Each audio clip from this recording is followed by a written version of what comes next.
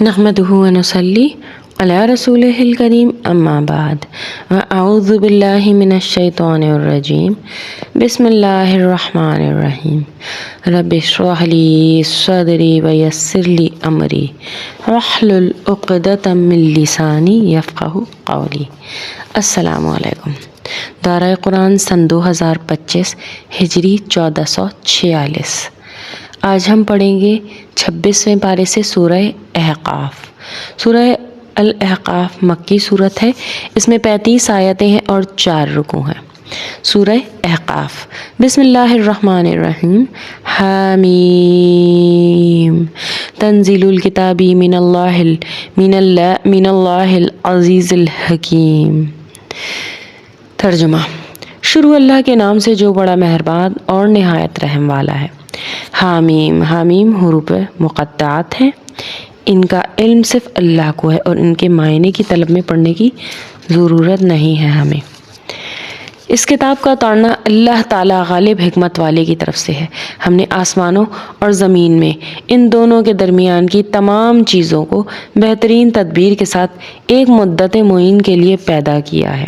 یعنی آسمان اور زمین کی پیدائش کا ایک خاص مقصد ہے اور وہ ہے انسانوں کی آزمائش۔ دوسرا یہ کہ ایک وقت مقرر ہے، اور کافر لوگ جس چیز سے ڈرائے جاتے ہیں منہ موڑ لیتے ہیں، یعنی عدم ایمان کی صورت میں حساب کتاب سے انہیں ڈرایا جا رہا ہے، روز آخرت سے وہ اس کو اگنور کر رہے ہیں، اس سے منہ موڑ رہے ہیں۔ آپ کہہ دیجئے بھلا دیکھو تو جنہیں اللہ کے سوا پکارتے ہو مجھے بھی تو دکھاؤ، انہوں نے زمین کا کون سا ٹکڑا بنایا یا آسمانوں میں کون سا حصہ ہے؟ اگر تم سچے ہو تو اس سے پہلے ہی کی کوئی کتاب یا علم ہے جو نقل کیا جاتا ہو، میرے پاس لے آؤ۔ اس سے بڑھ کر گمراہ اور کون ہوگا جو اللہ کے سوا ایسوں کو پکارتا ہے جو قیامت تک اس کی دعا قبول نہیں کر سکتے گے، بلکہ ان کے پکارنے سے محض بے خبر ہوں۔ اور جب لوگوں کو جمع کیا جائے گا تو یہ ان کے دشمن ہو جائیں گے اور ان کی پرستش سے صاف انکار کر جائیں گے۔ یہ جو مضمون ہے وہ قرآن میں کئی مقامات پر آ چکا ہے، سورہ یونس، مریم، عنکبوت اور بھی بہت سی جگہ پہ آ چکا ہے۔ یعنی کہ جو تمام چیزیں ہیں جیسے غیر روح جمادات، نباتات، قدرت، آگ، سورج، ستارے جن کی پرستش کی جاتی رہی ہے ان کو اللہ زندگی عطا فرمائیں گے، اور یہ تمام چیزیں بول کر بتائیں گی کہ ہمیں قطعاً اس بات کا علم نہیں۔ اور جب انہیں ہماری واضح آیاتیں پڑھ کر سنائی جاتی ہیں تو یہ منکر لوگ سچی بات کو جبکہ ان کے پاس آ چکی ہے کہہ دیتے ہیں یہ تو صریح جادو ہے۔ کیا وہ کہتے ہیں کہ اسے تو انہوں نے خود گھڑ لیا ہے؟ آپ کہہ دیجئے کہ اگر میں ہی اسے بنائے لایا ہوں تو میرے لیے اللہ کی طرف سے کسی چیز کا اختیار نہیں رکھتے۔ تم اس قرآن کے بارے میں جو کچھ کہہ رہے ہو اسے اللہ خوب جانتا ہے۔ میرے اور تمہارے درمیان گواہی دینے کے لیے وہی کافی ہے اور وہی بخشنے والا ہے۔ یعنی جس انداز سے قرآن کو جھٹلاتے ہیں، یہ کبھی جادو کہتے ہیں، تو اللہ خوب جانتا ہے اور وہ ان تمام حرکتوں کا تمہیں بدلہ دے گا۔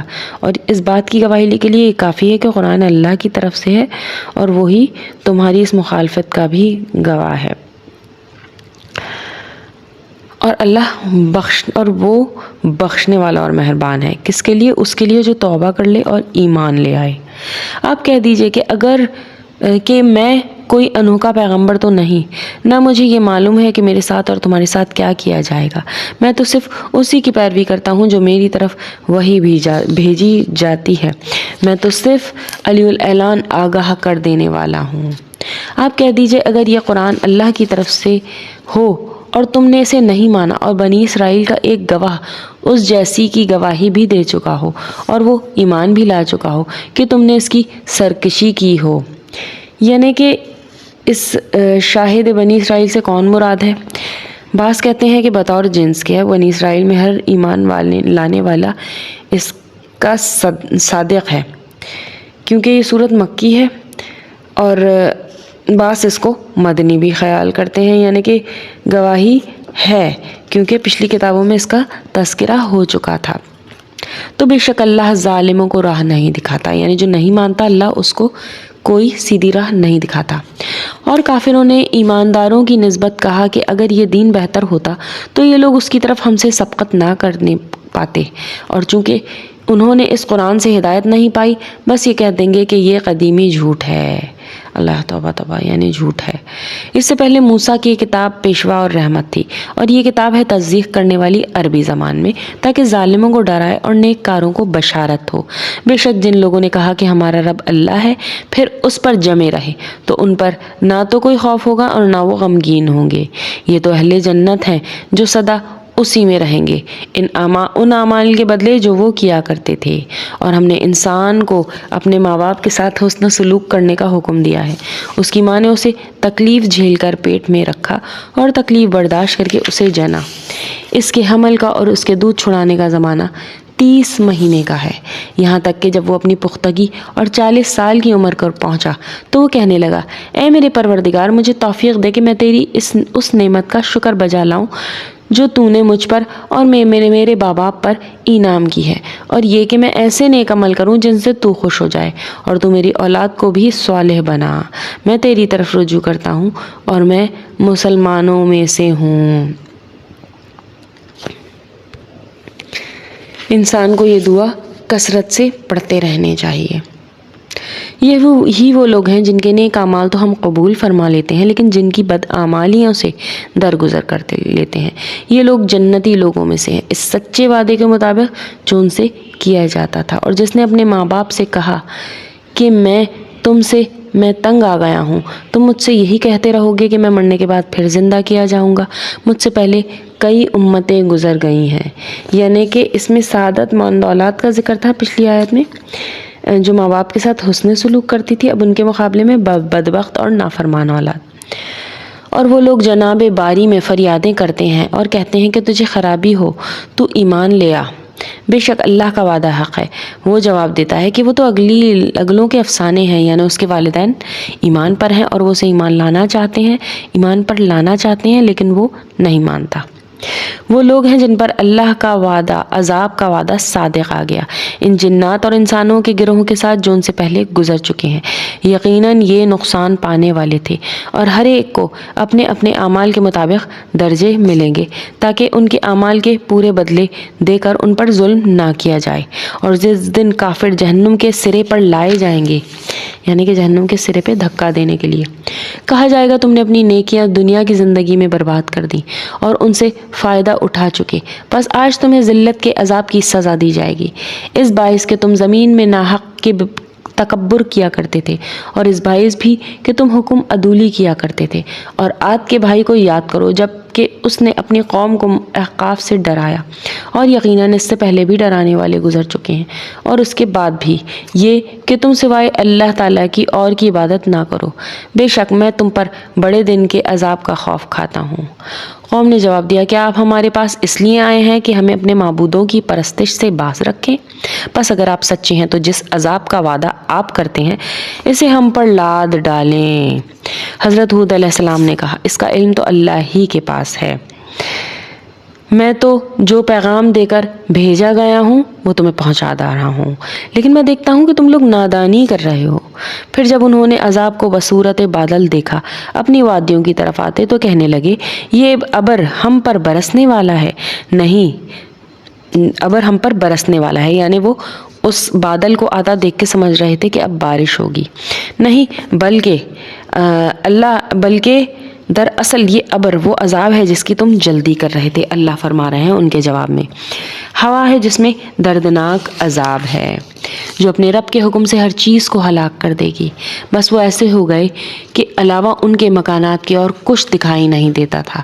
گناہگاروں کے گروہ کو ہم یوں ہی سزا دیتے ہیں، اور بالعلم یقین ہم نے قوم عاد کو وہ مقدور دیے تھے جو تمہیں تو دیے بھی نہیں، یعنی وہ ان کے وہ سامان تھے زندگی کے، اور وہ ان کو طاقت دی تھی کہ تمہیں تو دیے بھی نہیں تھے۔ پھر ہم نے انہیں کان اور دل بھی دے رکھے تھے، لیکن ان کے کانوں اور آنکھوں اور دلوں نے اسے بھی نفع پہنچانے سے انکار کر دیا، یعنی حق کو پہچان کر جو اسلام کو حق کو پہچانا ہی نہیں اور دین کو قبول ہی نہیں کیا، جبکہ وہ اللہ کا اللہ کی آیتوں کا انکار کرنے لگے اور جس چیز کا وہ مذاق اڑایا کرتے تھے وہی ان پر الٹ پڑی، اور یقیناً ہم نے تمہارے آس پاس کی بستیاں تباہ کر دیں اور طرح طرح کی ہم نے اپنی نشانیاں بیان کر دیں تاکہ وہ رجوع کر لیں۔ پس قرب الہی حاصل کرنے کے لیے انہوں نے اللہ کے سوا جن جن کو اپنا معبود بنا رکھا تھا انہوں نے ان کی مدد کیوں نہیں کی، بلکہ وہ تو ان سے کھو گئے، بلکہ دراصل یہ ان کا محض جھوٹ اور بالکل بہتان تھا۔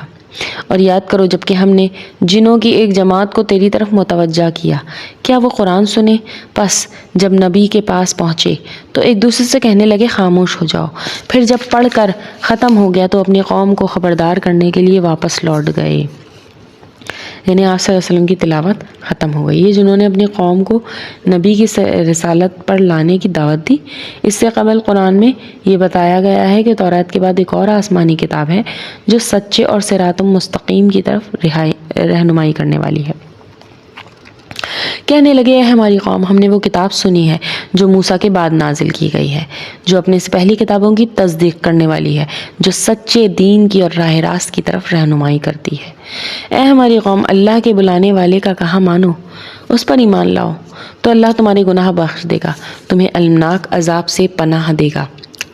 اور جو شخص اللہ کے بلانے والے کا کہا نہ مانے گا، بس وہ زمین میں کہیں بھاگ کر اللہ کو عاجز نہیں کر سکتا، بے شک نہیں، نہ اللہ کے سوا کوئی اس کا مددگار ہوگا۔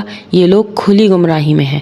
کیا وہ نہیں دیکھتے کہ جس اللہ نے آسمانوں اور زمین کو پیدا کیا ہے وہ ان کے پیدا کرنے سے نہ تو تھکا ہے، وہ یقیناً مردوں کو زندہ کرنے پر قادر ہے، کیوں نہ ہو، وہ یقیناً ہر چیز پر قادر ہے۔ وہ لوگ جنہوں نے کفر کیا جس دن جہنم کے سامنے لائے جائیں گے اور ان سے کہا جائے گا کہ کیا یہ حق نہیں ہے، تو جواب دیں گے ہاں، قسم ہے ہمارے رب کی، حق ہے۔ اللہ فرمائے گا اب اپنے کفر کے بدلے عذاب کا مزہ چکھو۔ پس اے پیغمبر تم ایسا صبر کرو جیسے صبر عالی ہمت رسولوں نے کیا، اور ان کے لیے عذاب طلب کرنے کی جلدی نہ کرو۔ یہ جس دن اس عذاب کو دیکھ لیں گے جس کا وعدہ دیے جاتے ہیں تو یہ معلوم ہونے لگے گا کہ دن کی ایک گھڑی ہی دنیا میں ٹھہرے تھے، اور یہ پیغام پہنچا دینا، پس بدکاروں کے سوا کوئی ہلاک نہیں کیا جائے گا۔ یعنی کہ جو اللہ کی حدود کو پامال کرنے والے ہیں ان کے سوا کوئی ہلاک نہیں کیا جائے گا۔ یہی اللہ کا انصاف ہوگا۔ سورہ احقاف کا اختتام ہوتا ہے آیت نمبر 35 پہ۔ ربنا تقبل منا انک انت السمیع العلیم۔ السلام علیکم ورحمۃ اللہ وبرکاتہ۔